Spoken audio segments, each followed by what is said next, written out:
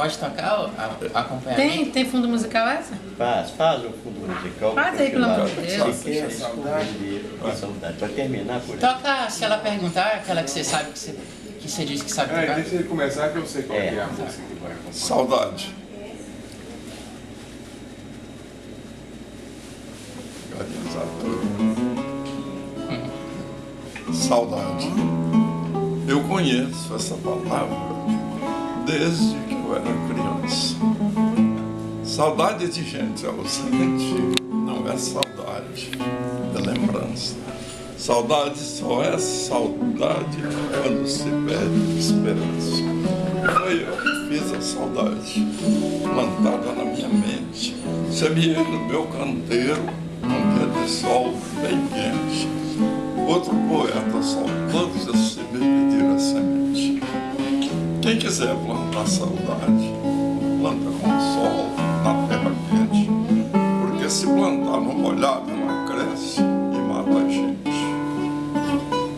O amor é diferente porque foi feito por Deus para o bem da criação. Ele fez com zelo e carinho e pôs em cada coração. Aí eu fiz a saudade, a companheira do amor. E os dois são inseparáveis, como a beleza é da flor. Mas você nunca deixa essa planta crescer no seu coração. Ela é amiga da tristeza, é companheira da paixão e faz você viver sozinho no meio de uma multidão.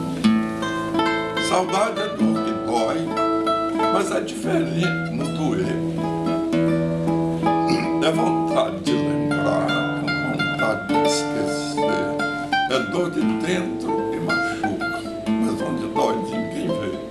E a gente pega e cutuca para não parar de doer. Saudade é como um parafuso que quando na busca cai, só entra se for torcendo, porque batendo não vai.